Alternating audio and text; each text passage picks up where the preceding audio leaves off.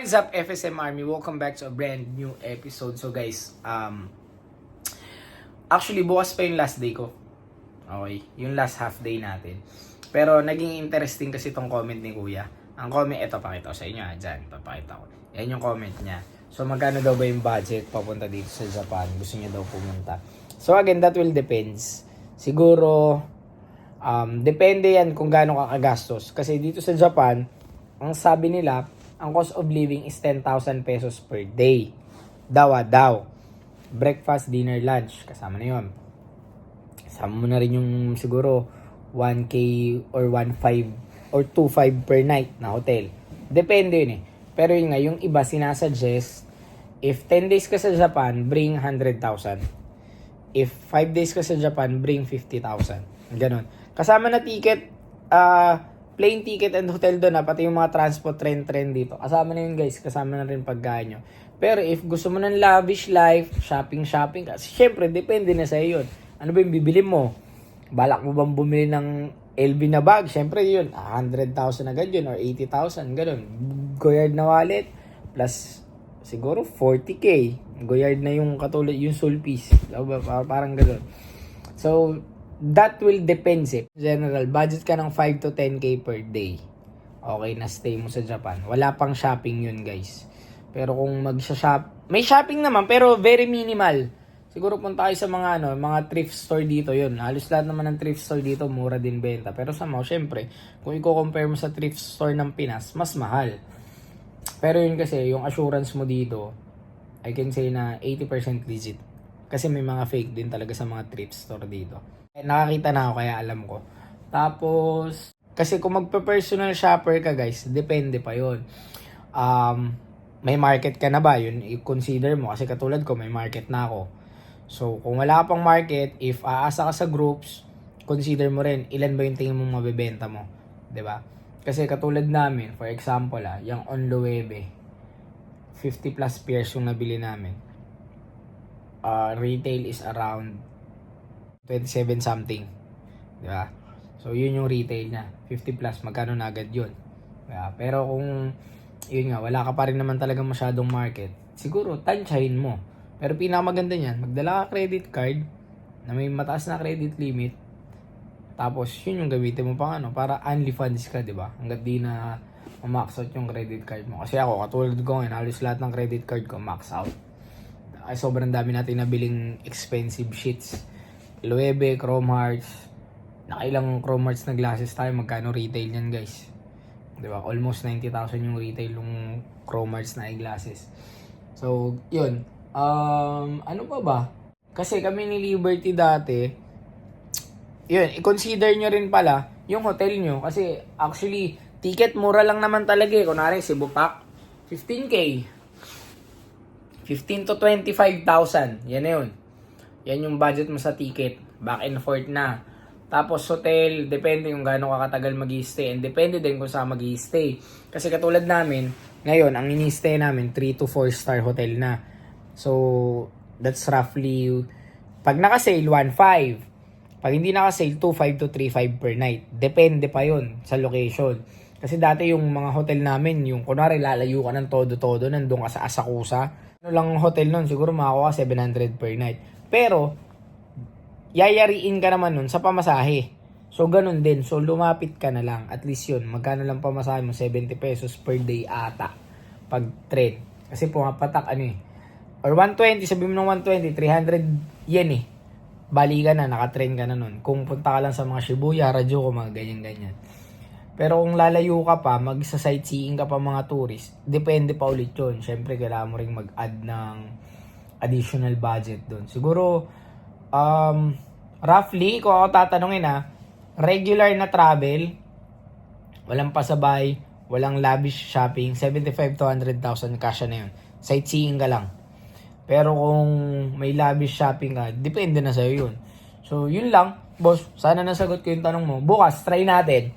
Yung remaining hours ko, try natin kung magkano yung magagastos ko. Pero kasi, parang malalaman yung costing ko nun, di ba? Magkano ako magbenta. Pero, try natin. Pag-isipan mo mabuti. So, yun. Let's hop right into the vlog. Tulog muna ako.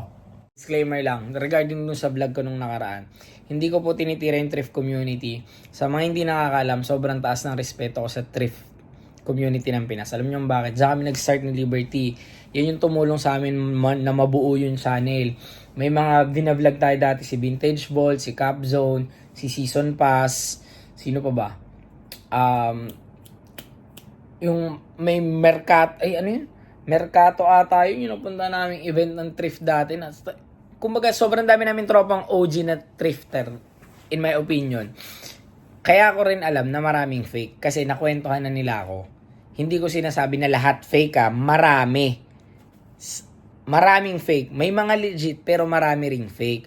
So, may mga nagsabi sa amin dati na yun nga, sila, nagde-declare sila na off/legit. Kasi ibig sabihin, hindi nila sure yun kung legit or fake ba.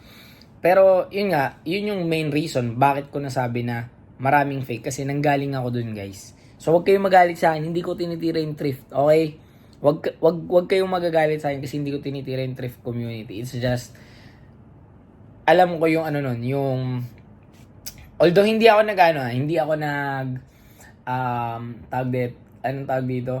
Hindi ako nagse-selection yung nakikipag tawag nito balyan sa ano. Hindi ako nagaganon, guys. Yun yung never ko na experience. Aminin ko yun sa inyo. Pero again, diyan kami nag-start, kaya I can say na somehow meron akong karapatan na magsabi ng opinion ko regarding that. Okay? Again, wala akong tinitira directly, wala akong pinaparinggan directly, in general po yun, kaya ako yun nabanggit. Okay? Masyado bang defensive? Ganun talaga, vlog ko to. Gawa kayo sarili yung vlog. So yun guys, let's hop right into the vlog. Last few hours here in Japan. Tapos babalik na lang ulit tayo ng November. Right now, nag-iisip pa ako saan ako iikot, kung Shibuya or Harajuku. Pero most likely, nag-Harajuku tayo kasi babaril pa tayo one last time sa Chrome Hearts. Tapos sa Pop Mart, if ever meron pa yung mga nakita ko kahapon na Space Molly, bilhin natin kasi marami pa na naghanap nun. Although medyo maliit yung profit, pero okay lang. Actually guys, punong-puno na yung luggage ko. Mag-add na lang tayo ng isang box if ever. So yun, ikot na tayo. Pero right now nag-iisip pa ako kung Shibuya or Harajuku, or Shibuya and Harajuku. Medyo ganun, nag-iisip pa ako kasi kakain pa naman muna kayo, maaga pa. So yun guys, I've decided na Harajuku na lang muna tayo. Unahan natin ikutin to kasi mas magkakatabi dito kaysa sa Shibuya. So mamaya punta tayong Chrome Hearts Aoyama. Pero unahin natin yung Stussy Supreme Vape. Unahin na natin kasi bibili tayo ng stocks. And malapit din kasi dito yung Aoyama, hindi yung Pop Mart. Dito siya pinakamalapit. So unahin ko na yun para kung ma-rush man tayo mamaya sa Shibuya, pwede na tayo malis ulit. Kasi Kith na lang pupuntahan ko dun eh. Although wala kasing laman ngayon si Kith, puro pang winter. Hindi naman yung mabibili sa atin sa Pinas. So yun, pasok din muna tayo dito A6. Nice. Unahin na natin tong Stussy kasi bukas naman na siya. Kasi yung ibang store 12 pa magbubukas, pero ito 11 kasi opening na. So pila na tayo dito. Bili tayo konting stocks. At Stussy up, meron tayo nag-tropa na Pinay. Si ating Pinay, tinanong niya ako kung Filipino daw ba ako. Siyempre, hindi natin itatanggi yun. Hindi natin itatanggi yun, guys. Tapos ang sistema, pala siya, hindi siya Japanese, Pinoy talaga siya, pure Pinoy. Tapos din siya nagtatrabaho sa Stussy. Kasi kaya niya daw natanong, parang familiar daw ako and madalas niya ako makita. So yun, sinabi din natin na reseller tayo kasi syempre kinuha natin yung contact niya para in the future, di ba? So yun, tapos na tayo papuntang Chrome Hearts Aoyama. Magaling kasi tayo Shibuya,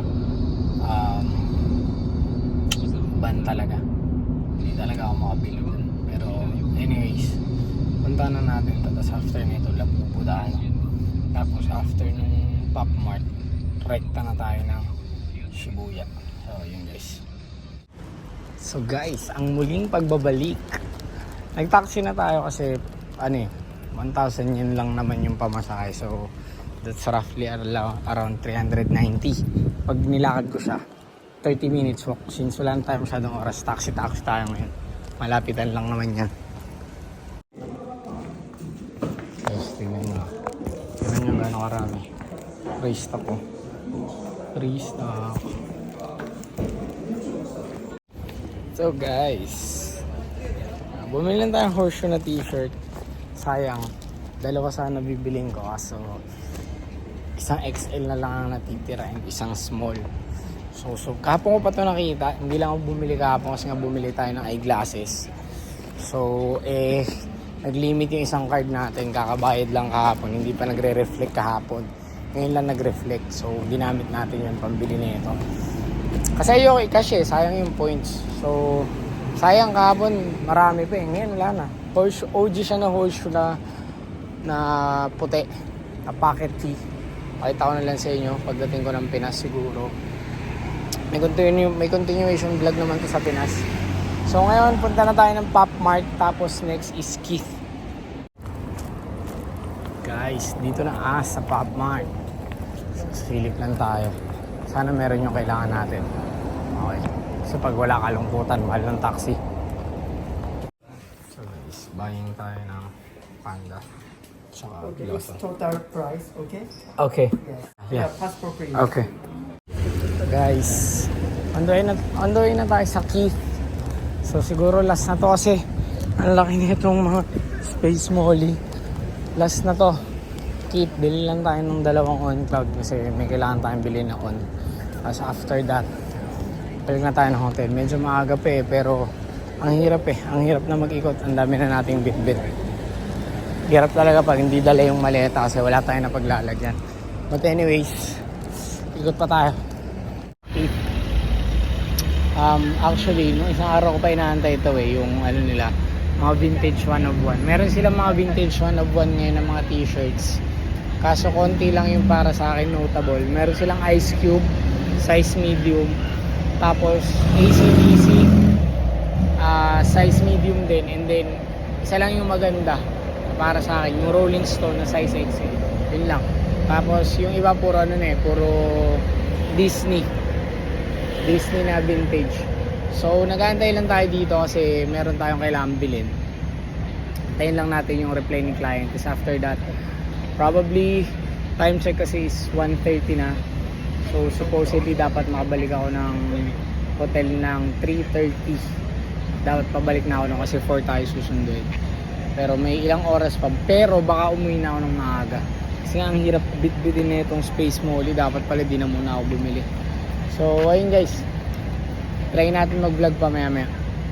So guys, dito na tayo sa hotel. Actually nandito na yung sundo ko. Ayun o, may sundo na tayo.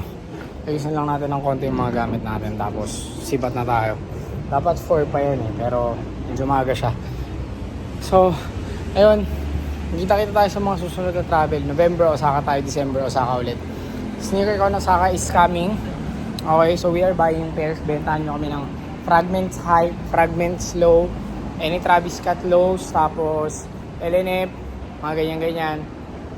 Para ng 1.0 and 2.0. So yun guys, till next travel vlog. Thank you for watching. Till next time.